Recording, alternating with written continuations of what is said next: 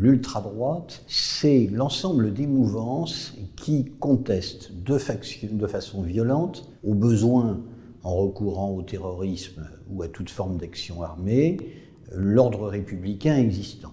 La contestation de la démocratie elle-même, mais par des moyens qui ne sont pas les moyens conventionnels de participation à la vie politique, de la création de partis politiques et de participation au jeu électoral que cette ultra-droite considère comme n'étant au fond qu'une mascarade inutile. Spontanément, je dirais qu'ultra-droite, ça évoque, même si ce nom évoque plutôt l'ultra-gauche, l'action directe, c'est-à-dire celles et ceux qui, à un moment donné, entendent parvenir au pouvoir par des moyens qui ne sont pas légaux. Ils peuvent inciter à la haine raciale, à la discrimination, et surtout, ils pensent que le jeu politique n'offre aucun débouché, et qu'il faut utiliser, pour reprendre l'expression de Maurras, tous les moyens, même légaux, mais ils se présentent tout de même très rarement aux élections, et favorisent effectivement l'action violente. Décrire la menace d'ultra-droite comme une menace séparatiste pose une réelle question.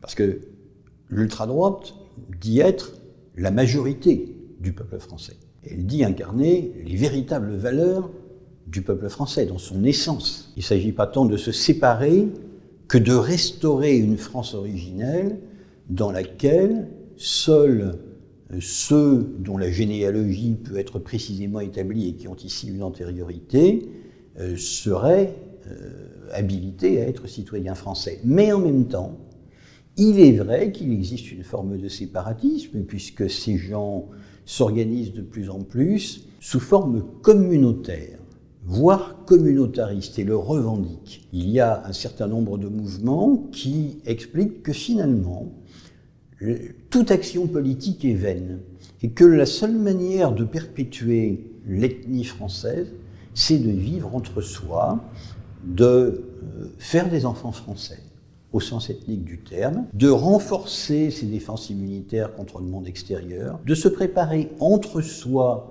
à la contre-offensive finale. L'avènement de l'ère digitale accélère d'une certaine manière ce mouvement-là. Une communauté d'individus d'ultra-droite qui se réunit physiquement, ça peut faire quelques dizaines de personnes dans un camp d'été, mais à partir du moment où on communique via des messageries cryptées, où on est sur les réseaux sociaux en permanence, on a évidemment l'attitude de toucher beaucoup plus d'individus, beaucoup plus dispersés, qui vont s'approprier ce sens communautaire. Et la pandémie a beaucoup contribué d'ailleurs à accélérer ce mouvement. Pendant des mois, nous avons eu des citoyens qui étaient confinés, qui, pour certains d'entre eux, passaient beaucoup de temps derrière leur écran, qui étaient confrontés à des théories du complot qui parlaient de leur quotidien et de la violence qui leur était faite. Finalement, je pense que cette pandémie a été un accélérateur de radicalité, avec cette manière assez confortable au fond d'échapper aux foudres de la répression, ou de